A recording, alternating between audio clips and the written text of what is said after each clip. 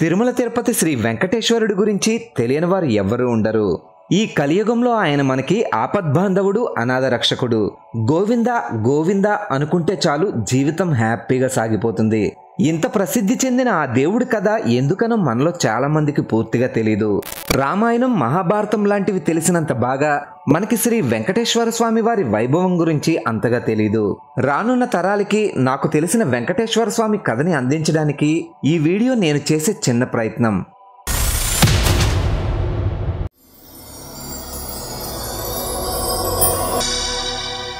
అఖిలాండకోటి బ్రహ్మాండ నాయకుడు, కలియుగ ప్రత్యక్ష దైవమైన ఆ శ్రీనివాసుడి కథనం గురించి చెప్పుకోవాలి అంటే ముందుగా మనం త్రేతాయుగంలో జరిగిన ఒక ముఖ్యమైన సంఘటన గురించి ఖచ్చితంగా చెప్పుకోవాలి. ఇక్కడ వాల్మీకి రామాయణం చదివిన వాళ్ళందరూ ఒక ఇంపార్టెంట్ పాయింట్ని మిస్ అవుతూ ఉంటారు.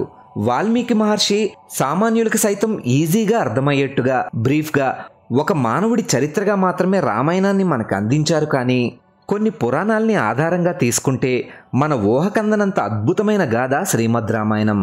వ్యాస మహర్షి రాసిన కూర్మ పురాణాన్ని రెఫరెన్స్గా తీసుకుంటే కుశధన్వుడనే మహర్షి కుమార్తె సాక్షాత్తు శ్రీ మహాలక్ష్మి అంశ అయిన వేదవతి నారాయణుడి కోసం హిమాలయాల్లో తపస్సు చేస్తూ ఉండగా రావణుడి కన్ను ఆమెపై పడింది. ఆ రాక్షసుడు పుష్పక విమానంపై ఆమెను సమీపిస్తుండడం గమనించి ఆ అసురుడి మనోభావాలను గ్రహించి రావణుడి నుండి తనను తాను రక్షించుకునే ప్రయత్నంగా వేదవతీదేవి అగ్నిలోకి ప్రవేశించి అగ్నిలోకానికి వెళ్ళిపోయింది. ఈ రావణాసురుడి ఆగడాలు రోజురోజుకు పెరుగుతూ అటు దేవతల్ని ఇటు మానవుల్ని హింసిస్తున్నాడని తెలుసుకున్న శ్రీ మహావిష్ణువు దుష్ట శిక్షణార్థం, శిష్ట రక్షణార్థం భూమిపై శ్రీరాముడిగా అవతరించాడు. కౌసల్య, దశరథ మహారాజుల పుత్రుడిగా జన్మించిన శ్రీరాముడు ధర్మానికి, పరాక్రమానికే కాకుండా కరుణకి, వినయానికి కూడా ప్రతిరూపంగా నిలిచాడు. అసలు రాజు అంటే ఎలా ఉండాలో ఈ లోకానికి చాటి చెప్పాడు. ఒక కొడుకు, ఒక అన్నయ్య, ఒక శిష్యుడు, ఒక భర్త, ఒక తండ్రి ఇలా ఉండాలి అని ఆయన అనుసరించి మనకి చూపించాడు. శివుని విల్లు విరిచి సీతమ్మకు భర్త అయ్యాడు. దశరథ మహారాజు మాటని అనుసరించి సీతారామ లక్ష్మణులు వనవాసంలో ఉన్నప్పుడు సీతాదేవికి బంగారు జింక కనిపించడం, దాన్ని వెతుక్కుంటూ శ్రీరాముడు వెళ్లడం, శ్రీరాముడు వెంటే లక్ష్మణుడు వెళ్లడం, అప్పుడు సీతని అపహరించడానికి రావణుడు రావడం. ఇదంతా తెలిసిన అగ్నిదేవుడు మానవకాంతగా జన్మించిన మహాలక్ష్మి అవతారమైన సీతమ్మను తనతో అగ్నిలోకానికి తీసుకువచ్చి అగ్నిలోకంలో ఉన్న వేదవతిని సీతాదేవి స్థానంలో లంకకు పంపించాడు. రావణ సంహారం జరిగాక రాముడు పెట్టిన అగ్ని పరీక్షలో వేదవతీదేవి అగ్నిలోకానికి, సీతాదేవి భూలోకానికి చేరుకున్నారు. అప్పుడు లంకకి తన బదులుగా వెళ్ళి అక్కడ నానా కష్టాలు పడిన వేదవతిని సీతాదేవి ఏదైనా వరం కోరుకోమని అడిగింది. వేదవతిగా పుట్టినప్పటికీ ఆమె కూడా మహాలక్ష్మి స్వరూపమే కాబట్టి శ్రీ మహావిష్ణువుని భర్తగా పొందాలని వరం కోరుకుంది. సీతాదేవిగా పుట్టిన లక్ష్మీదేవికి తెలీదా వేదవతి మనసులో ఉన్న కోరికేంటో? ఇక్కడే ఉంది అసలైన లూప్ పాయింట్. అసలే శ్రీరాముడు ఏకపత్ని వ్రతంలో ఉన్నాడు. వేదవతీదేవి కోరుకున్న వరం నెరవేరాలి అంటే శ్రీ మహావిష్ణువు ఇంకో అవతారం ఎత్తాలి. ఆ విధంగా కలియుగంలో లోక కళ్యాణం జరుగుతుందని సీతమ్మ అలా అడిగారన్నమాట. అప్పుడు శ్రీరాముడిగా అవతారం తీసుకున్న శ్రీ మహావిష్ణువు ఆ జన్మలో తను ఏకపత్ని వ్రతుడని, ఇంకో అవతారంలో తనని వివాహం చేసుకుంటానని వేదవతికి మాట ఇచ్చాడు.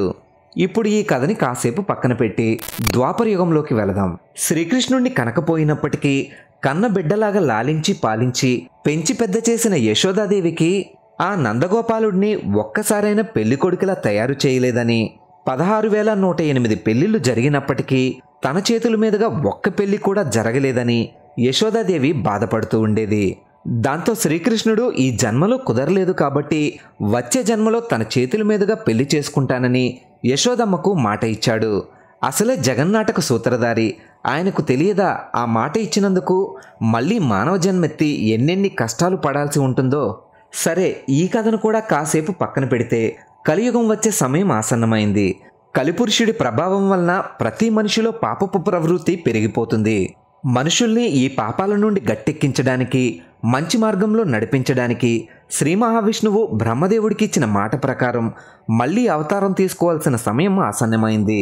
శ్రీ మహావిష్ణువు బ్రహ్మకి ఏం మాట ఇచ్చారు, ఏ సందర్భంలో ఇచ్చారు అనేది మరొక వీడియోలో ఎక్స్ప్లెయిన్ చేస్తాను. ఇక్కడ భూమి మీద గంగానది ఒడ్డున మునులంతా కలిసి యజ్ఞం చేస్తూ ఉంటారు.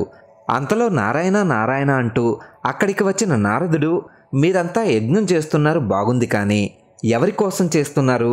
అసలు అందరికంటే గొప్ప దైవం ఎవరు? ఈ కలియుగంలో నిత్యం ధ్యానించదగ్గ దేవుడు ఎవరు అని అడిగేసరికి ఆ ఋషులు సరిగ్గా సమాధానం చెప్పలేకపోయారు. ఋషులు చాలాసేపు ఆలోచించిన తర్వాత అందరికంటే గొప్పవారు సృష్టి స్థితి లయకారకులైన బ్రహ్మ విష్ణు మహేశ్వరులు.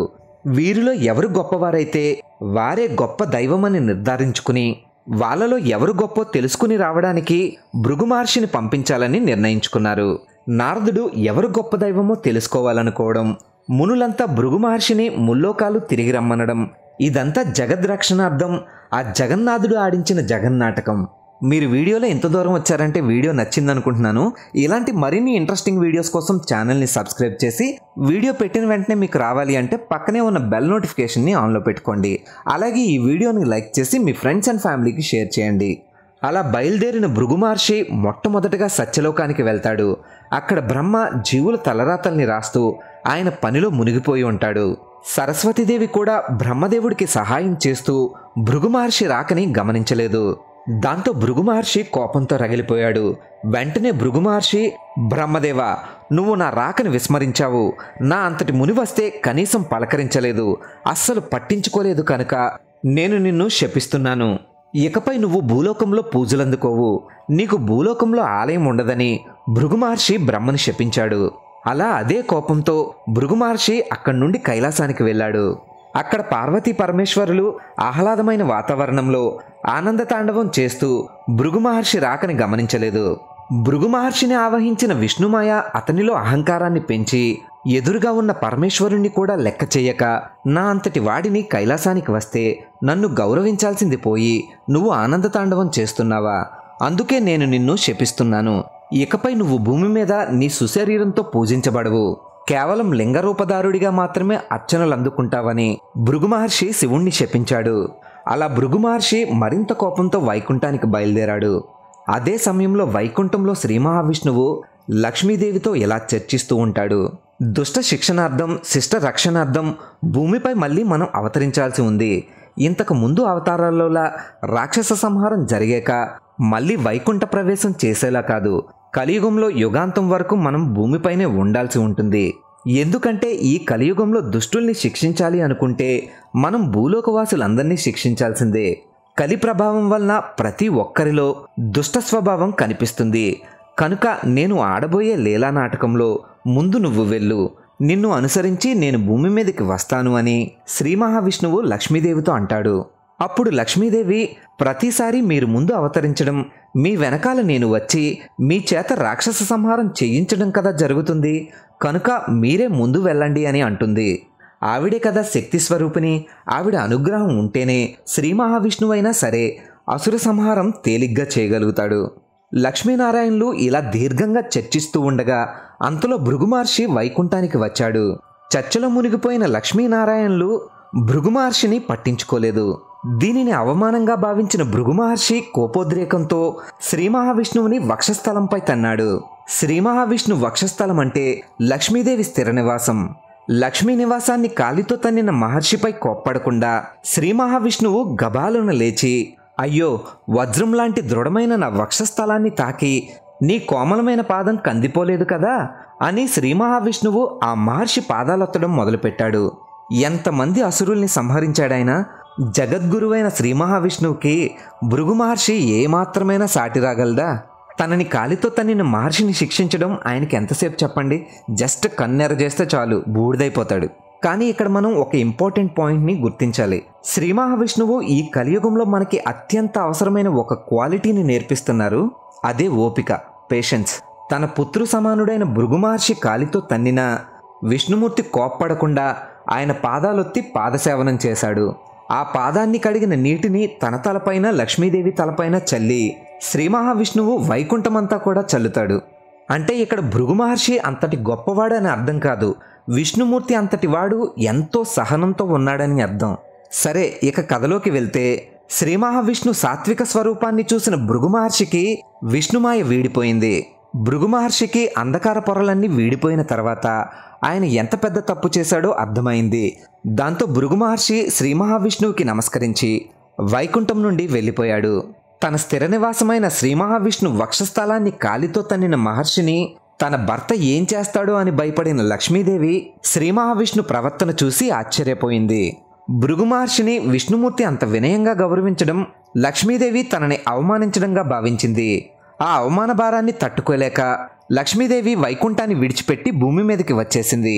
లక్ష్మీదేవి లేని వైకుంఠం వెలవెలబోవడంతో శ్రీ మహావిష్ణువు ఆమె వెంటే భూలోకానికి వచ్చి శ్రీనివాసుడిగా అవతరించాడు. ఆ విధంగా ఈ కలియుగంలో భూమి మీద వెంకటేశ్వర స్వామి అవతారం ప్రారంభమైంది. భృగు మహర్షికి పాదంలో కన్ను ఉండేదని, దాన్ని శ్రీ మహావిష్ణువు చిదిమేశాడని చెప్తూ ఉంటారు. కానీ దానికి వాస్తవంగా పురాణాల్లో ఎలాంటి ఆధారం లేదు. శ్రీ మహావిష్ణువు వెంకటేశ్వరుడిగా అవతరించాక అలకబూనిన లక్ష్మీదేవిని తిరిగి పొందడానికి ఎన్నెన్ని కష్టాలు పడ్డాడో, ముందు చెప్పిన 2 కథలకి శ్రీనివాసుడి చరిత్రకి సంబంధం ఏంటి అనే విషయాలు వచ్చే వీడియోలో చెబుతాను. వీడియో పెట్టిన వెంటనే నోటిఫికేషన్ రావాలి అంటే ఛానల్ని సబ్స్క్రైబ్ చేసి బెల్ నోటిఫికేషన్ని ఆన్లో పెట్టుకోండి. అలాగే ఈ వీడియోపై మీ అభిప్రాయాన్ని కామెంట్ చేసి ఛానల్ నుండి ఇంకా ఎలాంటి విషయాల్ని తెలుసుకోవాలనుకుంటున్నారో కూడా కామెంట్ చేయండి. వీడియోని లైక్ అండ్ షేర్ చేయడం మర్చిపోకండి. ఓం నమో వెంకటేశాయ.